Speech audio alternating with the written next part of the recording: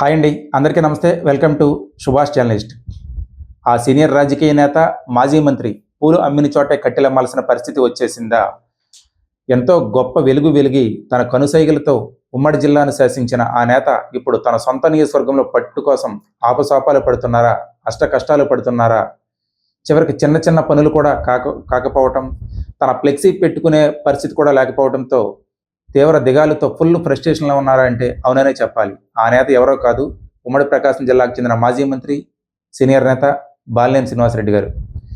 బాలినేని శ్రీనివాసరెడ్డి గారు 1999లో ఎమ్మెల్యేగా గెలిచినప్పటి నుంచి మన జనసేనలోకి వెళ్ళిన రోజు వరకు కూడా ప్రకాశం జిల్లాలో ఒక పులిలా ఉన్నారు, ఒక తిరుగులేని కింగ్గా ఉన్నారు. తన కనుసైగలతో, మరీ ముఖ్యంగా వైసీపీలో అయితే వన్ సైడ్ రాజకీయం అయింది. కనుసైగలతో ఉమ్మడి జిల్లా మొత్తాన్ని శాసించారు.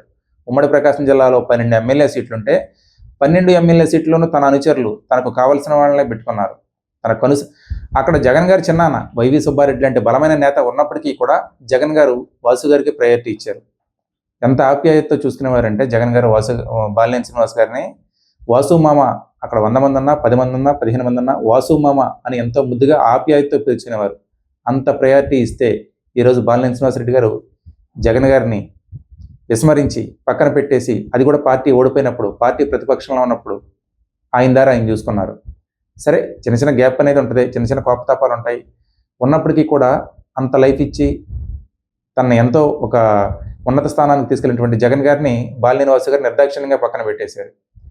బాలినేని శ్రీనివాసరెడ్డి గారిని ఒక్కసారి ఓడించడమే గొప్ప, ఎందుకంటే ప్రకాశం జిల్లాలో అంత బలమైన మాస్ లీడరు. కానీ అలాంటి వాసు గారిని 2 సార్లు ఓడించాడు దామచర్ల జనార్దన్ గారు, తెలుగుదేశం పార్టీ ఎమ్మెల్యే. ఇప్పుడు ఒంగోలు నియోజకవర్గంలో జనార్దన్ గారు బాలినేని గారు ఆటలు అస్సలు సాగనివ్వట్ల, ఏమాత్రం కాల్ చేయనివ్వటం లేదు. ఇద్దరు వేరు వేరు పార్టీలో ఉన్నప్పుడు అది వేరు, ఈయన ఒక పార్టీలో ఆయన ఒక పార్టీలో ఉండి ఇద్దరు పోటాపోటీగా ఉన్నప్పుడు ఎవరి దారి వాళ్ళదే, ఎవరి వ్యూహాలు వాళ్ళవే, ఎవరి ఎత్తులు వాళ్ళవే అన్నట్టుగా ఉండేవి. కానీ ఎప్పుడైతే బాలినేని వాసు గారు జనసేనలో చేరి కూటమిలోకి వచ్చేసారో ఇక్కడ కూడా అధికారం చూపించాలి, ఇప్పుడు కూటమి తరపున అధికారం ఉంది, జనసేన అధికారం చూపించాలి, నా ఆధిపత్యం చూపించుకోవాలి, నేను చెప్పిన వాళ్ళకి పదవి రావాలి, నేను చెప్పిన మాట జరగాలంటే ఎలా జరుగుద్ది? అక్కడ తెలుగుదేశం పార్టీ సిట్టింగ్ ఎమ్మెల్యే ఉన్నారు, ఆయన కూడా జిల్లా పార్టీ అధ్యక్షుడిగా పనిచేశాడు. పార్టీ కష్టాల్లో ఉన్నప్పుడు పోటీ చేసి బాలినేని వాసు గారి చేతిలో ఓడిపోయారు 2012లో. అలా బాలినేని వాసు గారిని 2 సార్లు ఢీ కొట్టి గెలిచి, 2 సార్లు బాలినేని వాసు గారి మీద గెలిచి ఒంగోలు లాంటి చోట జిల్లా కేంద్రంలో తెలుగుదేశం పార్టీని నిలబెట్టిన ఘనత ఖచ్చితంగా దామచర్ల జనార్దన్ గారిది. ఆయన కాదని చంద్రబాబు గారు లేదా పవన్ కళ్యాణ్ గారు బాలినేని వాసు గారికి ఎందుకు ప్రయారిటీ ఇవ్వాలి? ఎందుకు ఇస్తారు? ఇవన్నీ ఎలా ఉంటే, పైగా బాలినేని గారు మంత్రిగా ఉన్నప్పుడు జరిగినటువంటి భూ కుంభకోణాలు, కబ్జాలు అవన్నీ బయటకు లాగుతున్నారు జనార్దన్ గారు. ఎప్పుడైతే బయటకు వస్తున్నాయో చివరికి బాలినేని వాసు గారు ఫుల్ ఫ్రస్ట్రేషన్లో ఉన్నారు. జగన్ గారు ఎలాగో పక్కకు దోసేశారు, నన్ను కాదని చెప్పి వైవి సుబ్బారెడ్డికో ఆదిమూలపు సురేష్కో ప్రయారిటీ ఇచ్చారు. అక్కడ ఆ గోలబడలాకి ఇక్కడికి వచ్చేసాను, ఇక్కడ జనసేనలో జాయిన్ అయ్యాను. ఉమ్మడి ప్రకాశం జిల్లాలో నాకంటే గొప్పవాడు ఎవడన్నాడు జనసేనలో, నేనే తిరిగిలేని కింగ్ని అవుతానని చెప్పి ఆయన ఎన్నో కళ్ళగా అన్నారు. కానీ ఇక్కడ ఏమాత్రం కాల్ చేయనివ్వటం లేదు. అసలు ఉమ్మడి ప్రకాశం జిల్లా సంగతి పక్కన పెడితే దేవుడెరుగు, ముందు ఒంగోలు సిటీలో ఆయన సొంత నియోజకవర్గంలో 25 సంవత్సరాలు ఏలినటువంటి ఆయన కంచుకోటలో ఆయన్ని ఎవరో కూడా అసలు పట్టించుకునే పరిస్థితి లేదు. పేరుకేదో కూటమిలో జనసేన తరఫున అధికారంలో ఉన్నామని చెప్పుకుంటున్నా కూడా బాలినేని గారు చెప్పిన మాట చిన్న పనులు కూడా కావటం లేదు. ఆయన ఫ్లెక్సీ పెట్టుకుంటాకి కూడా గతి లేదంటే బాలినేని గారి స్థాయి ఎలా పడిపోయిందో అర్థం చేసుకోవచ్చు. చివరికి ఆయన వైసీపీలో ఉంటే కూడా పోనీ ఏ ప్రతిపక్ష నేతగానో ఆ ఒంగోలు నియోజకవర్గ ఇన్ఛార్జిగా ఫ్లెక్సీలు పెట్టుకోవటానికన్నా వీలుండేదేమో. పాపం అది కూడా లేకుండా పోయింది. పేరుకి జనసేనలో ఉన్న ఫ్లెక్సీలు పెట్టుకునే దిక్కు కూడా లేకుండా పోయింది. ఇప్పుడు బాలినేని గారి బాధ ఏంటంటే ఆయనకి ఒంగోలు పెత్తనం ఇచ్చేయాలి, ఆయన చెప్పినట్టు జరగాలని ఆయన కోరుకుంటున్నారు, కానీ జరగటం లేదు.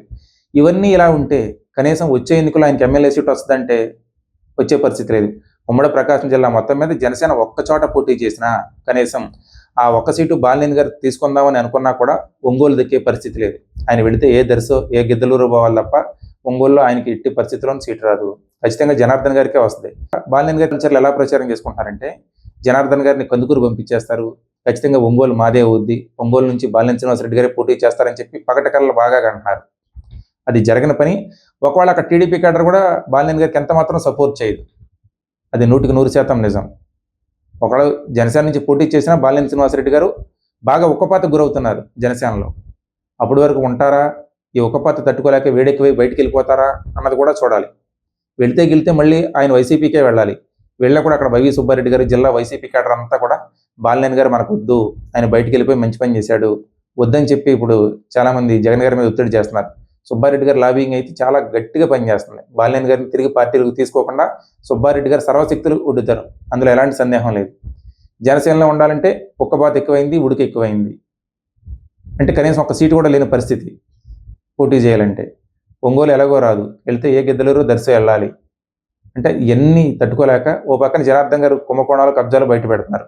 దాంతో బాలినేని గారు ఫుల్ ఫ్రస్ట్రేషన్కి వెళ్ళిపోయి జనార్దన్ గారి మీద తన అసహనం వ్యక్తం చేస్తున్నారు. నేను తప్పు చేయలేదని చెప్పి నా కొడుకు మీద ఒట్టేస్తానంటున్నారు. ఇది అసలు కథ. మరి బాలినేని గారు వచ్చే ఎన్నికల వరకు జనసేనలోనే ఉంటారా? ఉన్నా ఆయనకి సీటు వస్తుందా? మరి అప్పటి వరకు ఆయన రాజకీయం ఎలా ఉంటుంది? లేదా ఇక్కడ అనవసరం అని చెప్పి తిరిగి మళ్ళీ వైసీపీ వైపు ఆయన చూపులు ఉంటాయా? వెళితే సుబ్బారెడ్డి గారు అడ్డుకుంటారా? లేదా జగన్ గారు రాణిస్తారా? ఏది ఏమైనా బాలినేని గారి రాజకీయం అడకత్తెరలో పోకచక్కలా మారింది. ఆయన ఈ పరిస్థితులన్నీ ఎదుర్కొని రాజకీయంగా తిరిగి నిలబడటం అనేది ఒంగోలు గడ్డ మీద చాలా అంటే చాలా కష్టం. మరి ఏం జరుగుద్దో చూద్దాం. నా వీడియో మీకు నచ్చినట్లయితే ప్రతి ఒక్కరూ లైక్ చేసి మీ అభిప్రాయాన్ని నిర్మోహమాటంగా నిష్పక్షపాతంగా కామెంట్ చేయండి. నా ఛానల్ ప్రతి ఒక్కరూ సబ్స్క్రైబ్ చేయండి. నా వీడియోలు మొత్తం ఒకసారి చూసి పూర్తిగా చూసిన తర్వాత కామెంట్ చేయడంతో పాటు ప్రతి ఒక్కరూ సబ్స్క్రైబ్ చేసుకుని మీ స్నేహితులతో కూడా సబ్స్క్రైబ్ చేయించండి. Thank you.